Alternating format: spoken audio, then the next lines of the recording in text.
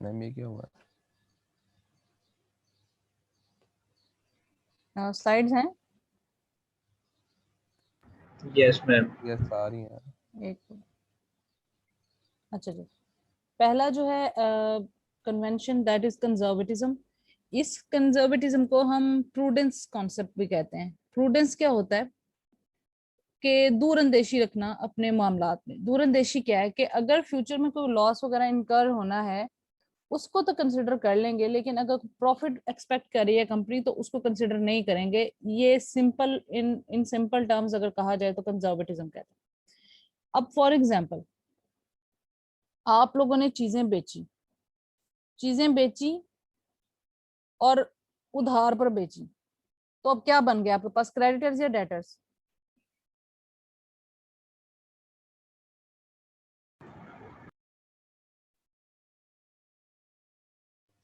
क्या बने?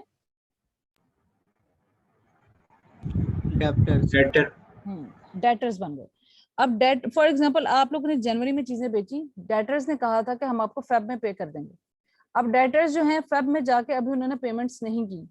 For example अगर उन्होंने चीजें जो है वो रिस्केड्यूल भी करा ली कि जी हम फलानी डेट को देंगे फलानी को, वो सब कुछ जो हो गया उस डेट के बाद से ना, उन डेट्स को जो कि आपने उनसे लेने थे, किससे लेने थे? डेटर से।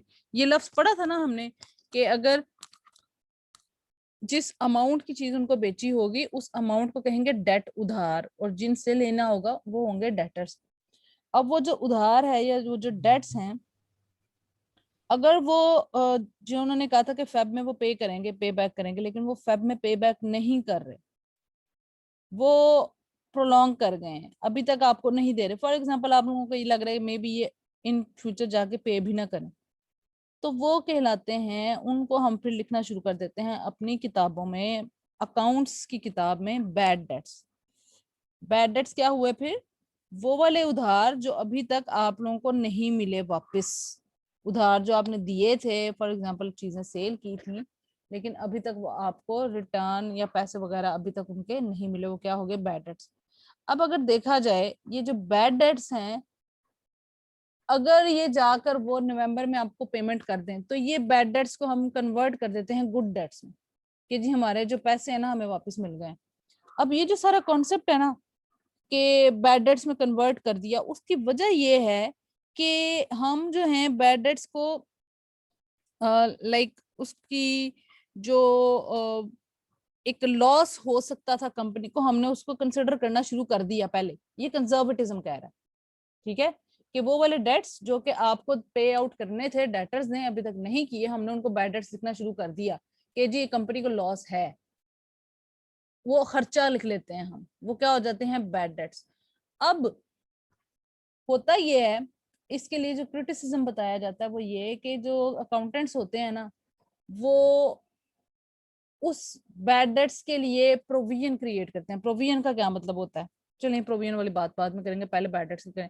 ये जो मेरी बात सारी है समझ आई है या लिख के बताऊं? यहाँ तो ज़ाहिर यस लाइनों में मैम, लिखी यस। होगी। बस मैम आ गई। आ गई मैम।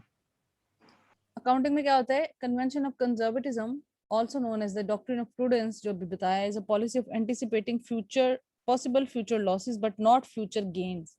फ्यूचर लॉसेस को कंसिडर कर लिए, फ्यूचर गेन्स को नहीं। फॉर एग्जांपल आपको लग रहा है कि आप लोग जो गुड्स हैं फ्यूचर में मतलब आप लोग जो चीजें बेचेंगे उसको प्रॉफिट पे बेच सकते हैं, तो उस प्रॉफिट को बेच सकने पर आप लोग उसको रिकॉर्ड नहीं करेंगे जब तक वो चीजें बेच नहीं लेते। यानी कि प्रॉफिट को तब तक रियलाइज नहीं करना, तब तक नहीं लिखना जब तक वो इनकार नहीं होता था। लॉस को हम पहले कंसिडर करना शुरू कर देते हैं। इवन ये भी कहा जाता है जो इन्वेंट्री होती है ना, इन्वेंट्री क्या होती है? जो गोदामों में आपका माल पड़ा होता है जो आप लोगों ने बेचना होता है। अब उसके बारे में ये कहा जाता है कि उसको हम रिकॉर्ड पता किस वैल्यू पे करते हैं, कि मार्केट वैल्यू हो या कॉस्ट हो, विच एवर इज लेस, दोनों में से जो भी कम होगी ना उसको रियलाइज करेंगे, उसको किताबों में लिखेंगे। ये आपकी अकाउंटिंग का एक रूल है, ठीक है। ये भी आपका प्रूडेंस कॉन्सेप्ट है, ठीक है, कि आपने मार्केट वैल्यू अगर जितनी भी कोई भी पड़ी हो, फॉर एग्जांपल एक आपके गोदामों में जो चीज पड़ी है, एक जो चीज थी वो 2000 की मार्केट में है, लेकिन आपके पास जो है वो 1800 की आपने बनाई थी, तो आप उसको 1800 पे रिकॉर्ड करोगे। लेकिन अगर आपके पास फॉर एग्जांपल जैसे चीनी होती है, आप लोगों ने जो स्टोर की वो तब स्टोर की जब उसकी कीमत जो थी कम थी, तो वो जो कम कीमत होगी ना उसको रिकॉर्ड करेंगे, ठीक है, ना कि ज्यादा को। प्रॉफिट को कंसिडर नहीं करना जब तक इनकर नहीं हो जाता, लॉसेस को इनकर होने से पहले भी कंसिडर किया जा सकता है। Conservatism, accounting conservatism is a principle that requires company accounts to be prepared with caution and high degrees of verification, कि आपने इसको एहतियात से बनाना होता है जो आप लोगों के अकाउंट्स हैं, ताकि इसमें कोई इबाम ना रह जाए, ठीक।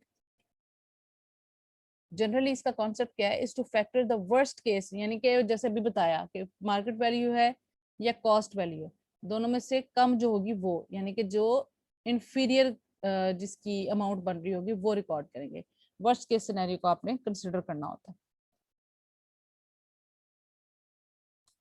All probable losses are recorded when they are discovered, while gains can only be registered when they are fully realized, यानी कि जब तक वो fully realize नहीं हो जाते, आप तब तक उनको नहीं लिखोगे, किनको, गेन्स को, लेकिन जो आपके लॉसेस हैं उनको आप तब से लिखना शुरू कर दोगे जब वो डिस्कवर कर लेंगे, जैसे कि बैड डेट्स की सारी कहानी हमने बात की।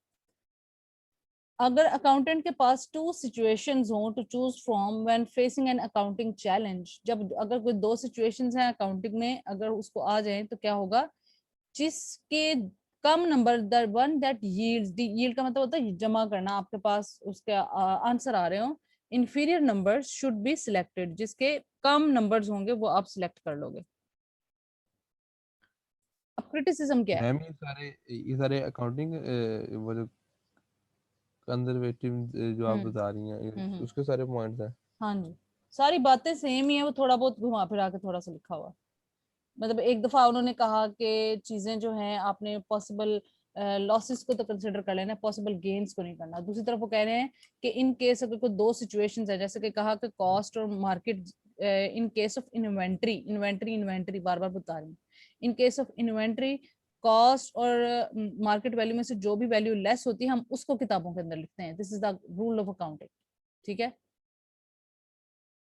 इट मीन्स कि हम वो वाले अमाउंट लिख रहे हैं that yields inferior numbers, not those के जिनके ज्यादा बड़े नंबर्स आ रहे हैं, ठीक। इसका मैं आपको ना